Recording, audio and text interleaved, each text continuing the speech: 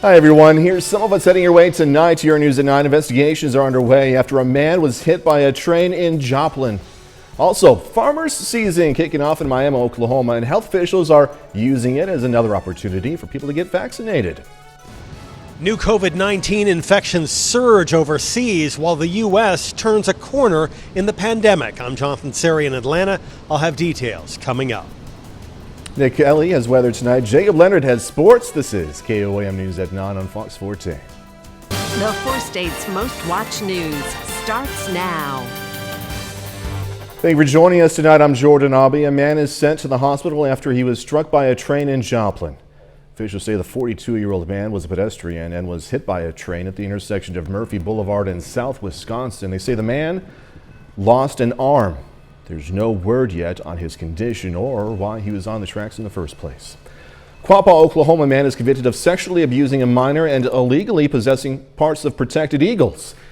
57-year-old Carl Ortner Jr. was convicted by a federal jury. Authorities say Ortner falsely portrayed himself as a Native American spiritual counselor in order to sexually abuse several Native American minors. Investigators also say they found feathers and various parts of bald eagles, also from golden eagles, which were illegally possessed at Ortner's residence. Sentencing is being scheduled for September 30th. Mostly cloudy day today. Meteorologist Nick Kelly joining us now with the first look at the forecast. Nick? And surprise you, or stop me if you've heard this before, Jordan. It was raining again for parts of the area today, but at least we're getting a break in the action from 7th and range line. In fact, cloud cover and the rain chances definitely influence temperatures again. 67 this morning and only allowing highs to get to 74 degrees this afternoon. Thankfully, we are turning warmer this weekend, but we got to get past most of these rain chances though. We're backing things down to some scattered showers out there right now, but as more moisture continues to pull in from the south, we're going to hold on to mostly cloudy skies and some random rain chances throughout the course of the night. Quick check of temperatures. Jordan has us near 70. We'll drop into the upper 60s tonight. We'll break down this weekend ahead here in a bit. Nick Kelly, thank you as always. Today, the Ottawa County Farmers Market in Oklahoma kicked off their 6th season at the Miami Fairgrounds. In addition to creating access to fresh produce, the market also aims to get anyone in the area access to a COVID-19 vaccine. KOAM's Bronte Sorotsky tells us more. Jicama, kohlrabi, rutabaga. These produce items can be hard to find in most grocery stores, but can be found at the Ottawa County Farmers Market in Miami. In this part of the state, there's a lot of commodities, and so people have grown up with canned fruits and vegetables. So, they're working to improve awareness about healthy eating in the county. Some people, the closest thing they have is a convenience store or maybe a Dollar General. So this is just another way to make it easier for them to get healthy food. They're not just sharing the importance of healthy food, but also about keeping the community as a whole healthy, which is why farmers market shoppers could also get a COVID-19 vaccine. And they didn't have to go anywhere or do anything special except come and get their veggies like they normally do each week.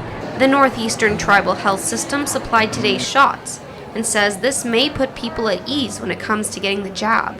We feel that people have had the opportunity for several months and maybe they haven't taken advantage of that.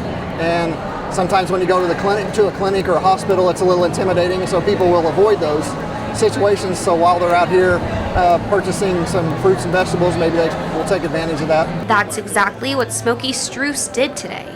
I was supposed to get it today in Joplin, but they had a backup on medicines or something, so this worked out absolutely perfect for me. He didn't even plan on getting it at the market today. It's very convenient. I mean, it's like they can do their shopping, get their groceries out here, and get shot at the same time.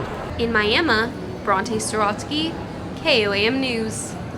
Today, the Northeastern Tribal System will supply the vaccines and will alternate with the Ottawa County Health Department for the next 4 weeks. The U.S. is turning a corner in the COVID-19 pandemic as more Americans are getting vaccinated, but it's a different story and situation in some countries where new variants are causing a surge of infections. Fox News correspondent Jonathan Seri has more.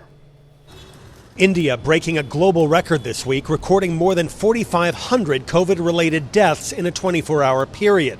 In the UK, India's COVID-19 variant is set to become the dominant strain in a matter of days. Prime Minister Boris Johnson defended his decision to ease travel restrictions this week. we are continuing with the fastest vaccination rollout. That is a fantastic achievement, and that is enabling us to make the progress that we are. It's a different situation here in the U.S., where new infections are declining in every state. New research published in the New England Journal of Medicine providing more confirmation of the effectiveness of COVID-19 vaccines. In a study of 280 nursing homes, only 1% of residents tested positive for the virus within 2 weeks of their second dose. CDC data show that in more than a dozen states, at least half of adults are now fully vaccinated. I feel very confident, hopefully not falsely confident. We're both vaccinated, and once we got vaccinated, we felt liberated. Meanwhile, there's still confusion over the CDC's latest mask guidance for fully vaccinated Americans. Some areas are sticking with their COVID-19 restrictions for now, but it's a decision being criticized by some health experts. If you're vaccinated and it works, you can't get it, you can't spread it. Very unlikely. You're in a public place, take the mask off, you've been vaccinated. The World Health Organization says current vaccines appear to be effective against new variants. In Atlanta, Jonathan Seri, Fox News. Pittsburgh Steelers quarterback Ben Roethlisberger is awarding grants to law enforcement canine units across the country, including one here in the 4 states. The Ben Roethlisberger Foundation at the Giving Back Fund is distributing 15 grants to police and fire canine programs. One of those is the Cherokee County Sheriff's Office. In total, the foundation is providing more than $90,000 in grants this year, which can be used to establish new canine units, replace retiring dogs, purchase safety equipment, and pay for training. Sheriff David Groves says his office is excited, also honored to receive the grant, and that the canine unit will be better enabled to help keep the community safe. KOAM News at 9 on Fox 14 takes this time now to honor another one of our 4-state heroes, G.W. Cameron, served in the U.S. Marines from 1954 to 1955. Native of Parsons, Kansas, Cameron was stationed in Korea, earning the Good Conduct and Korean medals. But we are proud to thank Corporal G.W. Cameron. He's tonight's 4-state hero. Nick Kelly's up next with a complete look at the forecast, and later, Pitt State baseball hitting the field against Central Missouri in the MIAA tournament semifinals. We're going to have highlights, also post-game reaction in sports.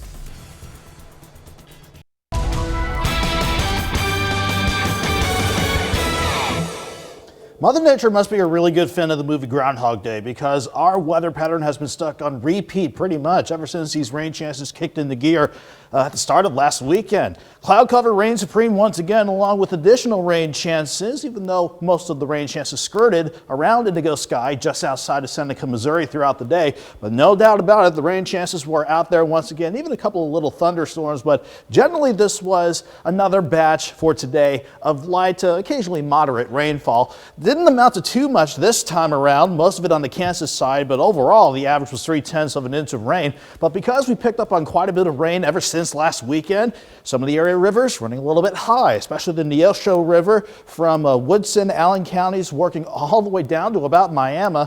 And we have the Little Osage, the Osage, and the Marmaton, all with flood warnings expiring between tomorrow morning and Monday evening, because we got to wait for these rain chances to clear out and the excess water to filter on out of here. At least we're getting a bit of a break in the action going into the overnight. Maybe a couple showers in Greenwood County and a little band of light rain clipping, let's say, the Harry-Truman Reservoir, Stockton Lake, and down to Mount Vernon. We take you outside of Joplin. It's mostly cloudy, sure, but we are dry at the airport and downtown. 70 degrees with a southeast breeze at 10.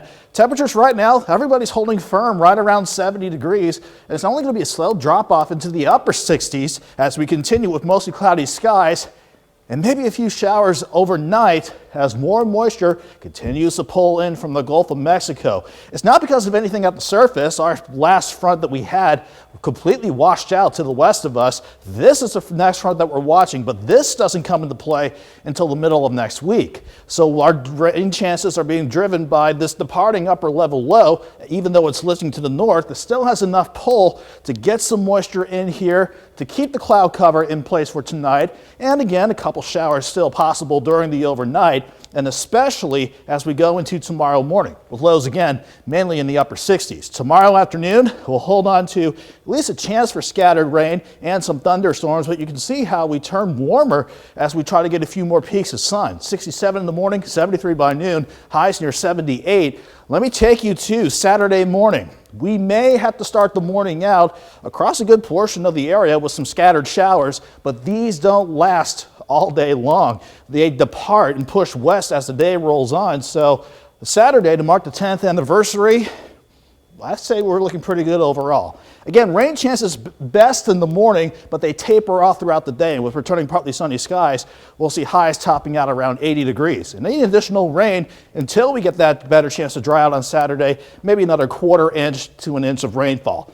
80 for your Saturday, 79 Sunday, Monday high of 81. Overall, Jordan, both of those days are dry with maybe a random shower or storm, but sticking with Doug's pattern, our next best shot for strong or severe weather will hold off until the middle of next week. Starting to see not only those rainy days, but humid days as well. At least a chance to dry out somewhat, but yeah, we're going to feel that humidity. Yeah. Nick Kelly, thank you. Coming up, I'll look at the legacy of 2 comfort dogs in Joplin and the future of a church's comfort dog ministry. Seneca, Missouri. 10 years ago, Joplin was hurting physically and emotionally. One of the deadliest tornadoes in history caused mass destruction. And it was the perfect time for 2 brothers to make the move to Joplin. Over the next several years, Louie and Jackson met thousands of people in their time of need, including myself, a blessing I will never forget. The dogs were known and will be forever remembered as Emmanuel Lutheran's first comfort dogs. Comfort dogs are, they show unconditional love. They're good listeners. They're confidential. They don't take notes, and they're non-judgmental. Now, I say to people sometimes, if you had, how many friends do you have that have those characteristics all the time? Chicago area-based Lutheran Church Charities, or LCC, started its Comfort Dog program after a shooting at Northern Illinois University in 2008. You never get back to where it was beforehand. You just don't. I mean, it's a new normal. A few days after the Joplin tornado in 2011, Emmanuel Lutheran Church in Joplin received their own comfort dogs trained by LCC. Jackson is the one that had the lighter colored nose, and Jackson was our happy clown. He was just a goof all the time. And Louie is more serious, and Louie was more all about business. Louie and Jackson began using their unique personalities to comfort Joplin tornado survivors. Those survivors visited Emmanuel Lutheran's parking lot for water, tarps, and food. People were in survival mode, except when they met the 4-legged brothers. People were smiling, opening up, talking about things a little bit, and releasing some of their emotion as they petted the dogs and spoke with the handlers. To listen to them, to pray with them. You meet them with a fluffy, furry friend, and then you can reach out to them, and they can open up a little bit, and kind of you give people a sense of comfort that you can't in using any other method. In the next few years, the comfort dogs visited restaurants, stores, parks, nursing homes, and hospitals. The canine counselors helped others recover after tragedy. We help young ladies who are in the transitional stage of aging out of foster care or need a place to stay or just don't have anybody. Louie and Jackson were regulars at Loving Grace in Joplin, where women are given resources to be independent. Some girls come from tent cities. The girls that come here have a lot of anxiety, are very anxious. And a lot of them that came here had pets before. That was their comfort. So when the dogs came in, the girls, they smiled and laughed. And then when they left, their anxiety was less. Emmanuel Lutheran took the pair to places like Sandy Hook Elementary in Connecticut after a shooting in 2012.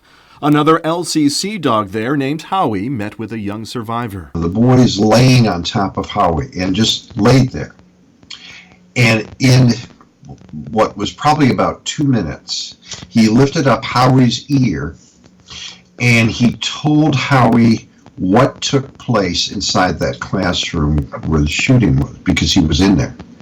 First time he talked in 4 days. Soon, there will be a new connection between Joplin and a comfort dog. After years of helping others, Louie and Jackson, nearly identical brothers, passed away. Although the dog's missions were complete, the ministry will continue.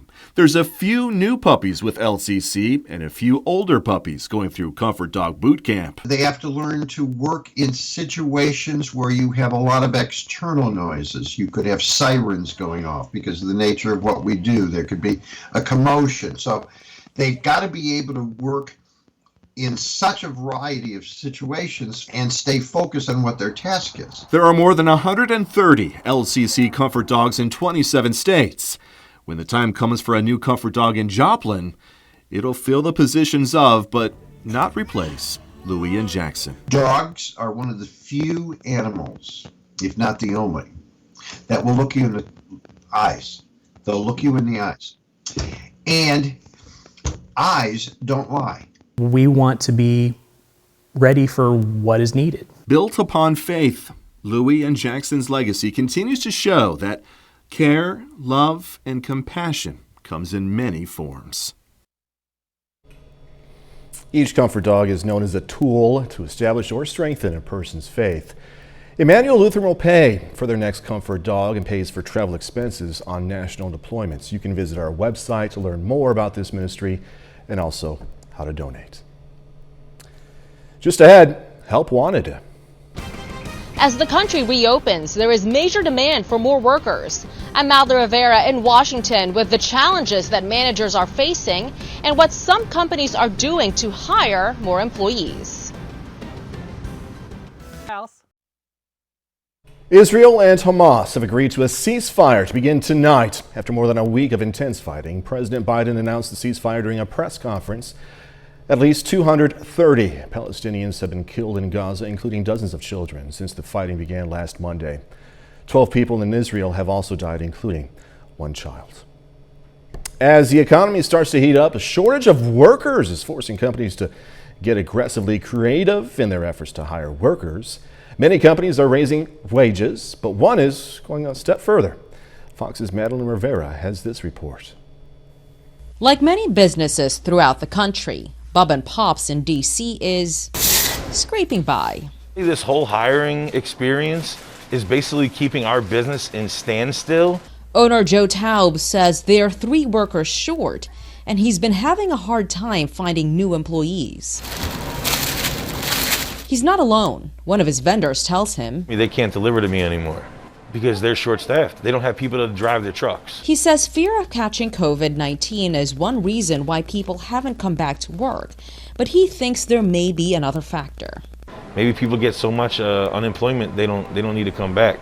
President Biden says there's little evidence that unemployment benefits have led to a hiring crunch. Still, many Republicans say we have a labor crisis in this country.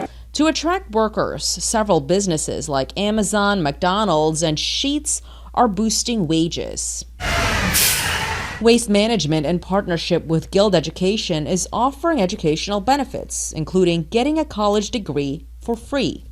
And they're going one step further. Beginning 2022, we're providing this benefit to the dependents of our employees in the U.S. They say right now employers need to be competitive. There is a war on talent, specifically in the drivers and technician space. So they can not only hire workers, but also keep them. We are taking it another step. That's going to be a key differentiator. At least 22 states are ending federal unemployment benefits early over concerns that they're encouraging people to stay at home. But the White House points to Labor Department statistics showing that initial jobless claims fell to 444,000 last week as evidence that the president's economic plan is working. In Washington, Malda Rivera, Fox News. Coming up, going to hear how some construction work has uncovered a lost village. Check this out. A lost village hidden underwater for several decades emerges from a lake in northern Italy. For more than 70 years, Curon was submerged after it was flooded.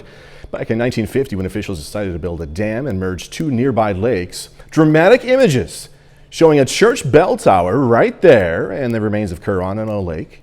Now, recently, the lake, which sits along the Austria and Switzerland border, was drained so officials can conduct repairs on the reservoir. The location is so famous among tourists and nearby residents, it inspired Netflix to create a series dubbed Curon, as well as a book. The long-lost city will not be there for long, though. In a couple of weeks, the village will be underwater once again as they release water back into the lake. Isn't that amazing? You're looking back on history, literally. 30 more minutes, news, weather, and sports coming your way.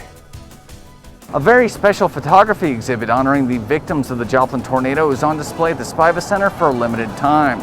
You'll learn what made this project a reality coming up.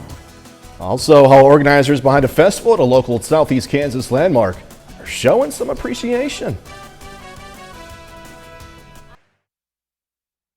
A special photography exhibit that memorialized the one-year anniversary of the Joplin tornado makes its return to Joplin's Spiva Center for the Arts as the city prepares to commemorate 10 years since the tornado touched down. KOM's Mike Mahoney spoke to Spiva's exhibits director to learn more. Linda Teeter and her granddaughters were at opening day of the Spiva Center's Dear World from Joplin with Love exhibit. This photo gallery features survivors of the Joplin tornado displaying messages of strength, hope, defiance, and love 1 year after the tornado tore through the city. The photo I was looking at was one of my father and mother-in-law. And my father-in-law passed away a couple years after the tornado. At the time of the tornado, I think they were married about 70 years. And they had lost everything they owned in the tornado and had to restart. Linda's in-laws may have had their world turned upside down by the tornado, but as you can see from this photo, it didn't stop them from loving each other or life. That's a common theme that can be seen in these photos of Joplin tornado survivors who agreed to share their stories and pose for some uplifting photographs after talking to Spiva Center staff. We wanted to have an exhibit that wasn't just about the tornado, but more about being on the other side of it and the stories that people have and kind of where we were at a year later. And while the exhibit is an inspiring reminder of what the Joplin community is capable of in the face of monumental adversity, for visitors like Linda, it's also a chance to say goodbye. There is lots of people that are in these photographs that have died from other causes since the tragedy and have left family members behind. And so this is sort of like a tribute to them. So it's a beautiful tribute. In Joplin, Mike Mahoney, KOAM News. The Spiva Center for the Arts Dear World from Joplin with Love photo exhibit opens today. It's going to be on display through the 23rd, and that includes a special Sunday showing from noon to 5 p.m. Hundreds of displaced pets were reunited with their owners after the Joplin tornado because largely to a collaborative response between the Joplin Humane Society and the ASPCA. They say they provided emergency shelter for more than 1,300 animals over a month-long period. They ultimately reunited more than 500 pets with their families with the help of mass new coverage. It was critical to the success. I mean, the ability to communicate to the masses and make sure that everybody that was affected by this tornado had an opportunity to hear about this, whether that be on TV, radio, newspaper. Although some pets were never reunited with their original owners, more than 700 others found new forever homes thanks to a mega adoption event. Last weekend, an organization called MORE hosted the Big Iron Overland Rally, a gathering at Big Brutus in West Mineral, Kansas. At that event, Overland campers from all around got together for a weekend of music, food, fun, also education. Today, MORE presented a check to Big Brutus, Inc. with some of the profits from the event. I tell you what, it about brought me to tears, seriously, because we had just got word about a week or so before that we had applied for a painting grant to get the big guy painted, and we didn't get a penny out of that. And all of a sudden, we have a little bit of money in the bank, but all of a sudden we get an $8,000 infusion. It's pretty nice. And those $8,000 are going towards repainting Big Brutus. Pittsburgh Area Chamber of Commerce today held its annual banquet. U.S. Senator Jerry Moran was in attendance for the event, which presents awards to area businesses like Small Business of the Year and the Spirit of Pittsburgh Award. I certainly am supportive of the businesses in Pittsburgh and the members of the Chamber of Commerce, but I'm supportive of them because, one, it's the American dream, people who have an idea about starting a business and growing a business, but the most important thing is it's how we employ people, it's how we earn a paycheck. It's how people can then save money for their kids' education, how we can save for retirement. The banquet was held in Pitt State's Overman Student Center. A bit later, remembering a post-tornado landmark. Plans to memorialize Joplin's spirit tree that have been on hold could soon get going again. I'm Zach Dodge with the story.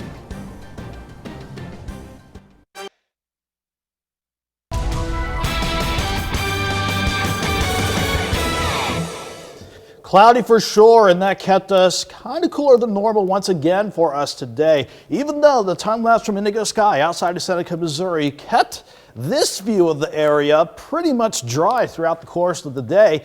It was another day where underneath the clouds we had, after a dry overnight, more scattered rain during the morning hours and certainly on the Kansas-Oklahoma side during the afternoon.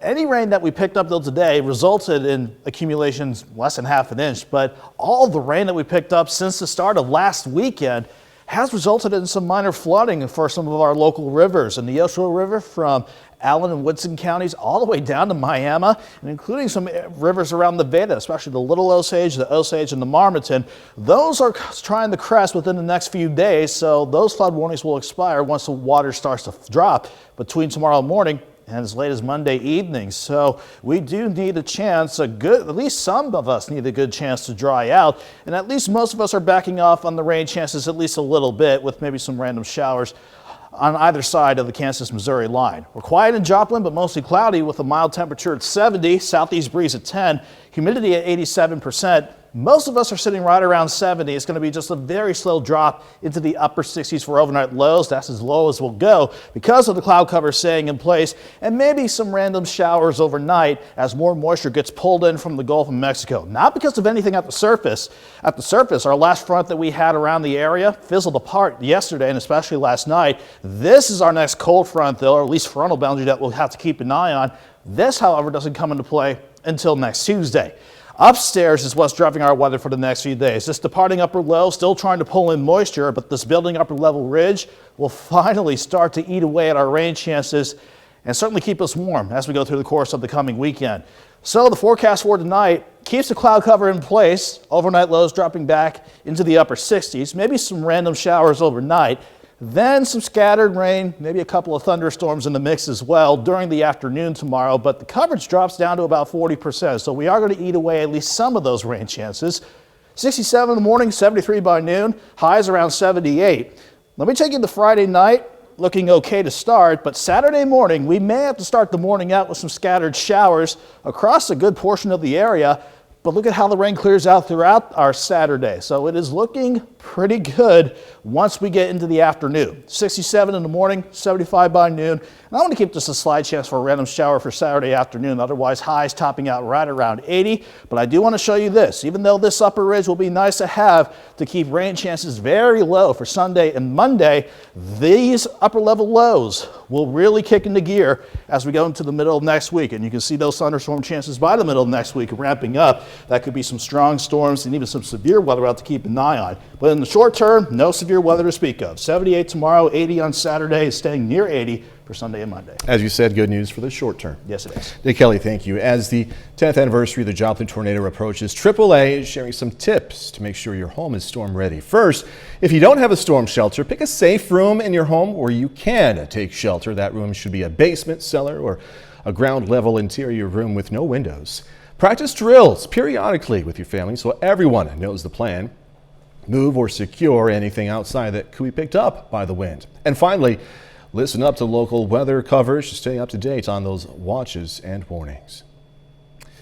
Coming up in sports, Pitt State baseball aiming to knock off the #1 seed in the MIAA conference tournament. Plus, it's championship night at a 3A regional softball tournament in southeast Kansas. Jacob Leonard has that and more next. Our state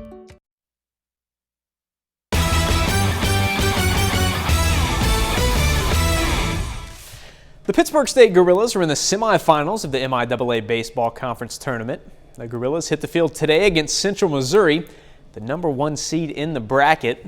Now, Central swept 3 games from PSU in the regular season. Now, Gorillas in the top of the first. They got going early. Garrett McGowan finds some grass in left. Ryan Koval scores from second to make it 1-0. Now they're trailing in the fourth with 2 outs. Cruz Aranda takes the first pitch, singles to right. Caleb Carr comes home for the tying run.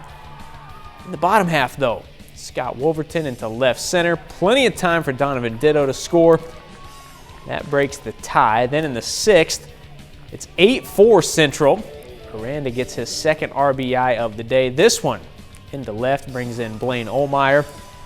That's all Pitt State gets today. The Gorillas fall to Central Missouri 9-5. Early on in the game, we just didn't do some little things that kind of got us in trouble. We had something go bad, and it kind of tumbled on us, but we found our feet and got back in it and had ourselves a chance and just didn't get it done. But you're 40-some games into it. Those things can't happen to beat a really good team, and we didn't do enough little things to have a chance to really win today. At the high school level, the Joplin Eagles play for a district title this evening. Eagles face Republic in the Class 6 District 6 Championship. Joplin falls today 13-3. They end the season with a 20-11 overall record. Well, today is championship day at the 3A Regional Softball Tournament in Southeast Kansas. First, though, we have 2 semifinal games before the championship. And up first today, tournament host and #1 seed Frontenac facing CNC rival Girard. Frontenac defense really good all day. Raven Warren to Annie Lee. Lee turns it for the double play. Then in the 6th, check out Abby Beeman. Powers it out to opposite field with a runner on. Gives the Raiders a 3-0 lead. Now, final inning, Girard not laying down. Alexis Jenkins with 1 on. Check it out, off the top of the fence and over. 2-run shot gets Girard within 1, but Frontenac holds the lead and wins it 3-2. Other side of the bracket, 2 more good teams. Columbus taking on Galena. Maddie Freeman delivers for Galena in the 3rd, back up the middle to score 2. Bulldogs would get 3 in the inning. And next inning, Riley McNeamer drills a liner to left center. Scores Mia Sarwinski. 3 more for Galena in the 4th. And Maddie Cole throws a gem for the Bulldogs. Complete game shutout for Cole. Galena moves on to the championship 6-0 over Columbus. So here we go, Galena and Frontenac. The winner goes to the 3A state tournament. First inning, Hattie Pyle with 2 on. Drills it up and out to left. Frontenac gets 5 runs in the first inning.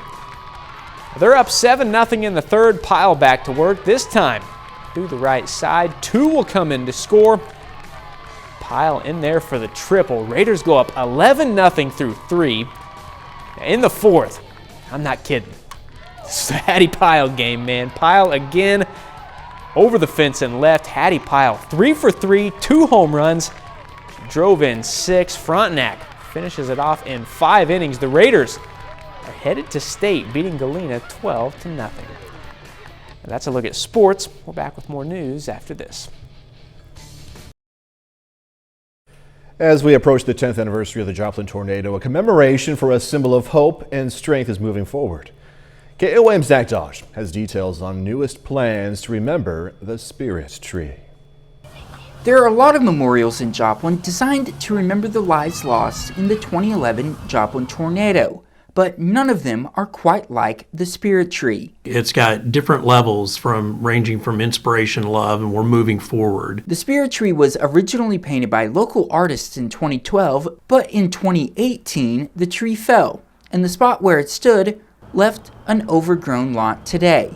But that's not the end of the road for the symbol of strength and hope. The idea is to have the sculpture art, the new Spirit Tree sculpture, to look as identical as possible as the actual original tree, but to scale it up. Doug Hunt explains that dream was started shortly after the tree fell, and a lot was done in a short amount of time. The location at 20th and Murphy was secured, an artist was found, and next was the fundraising campaign.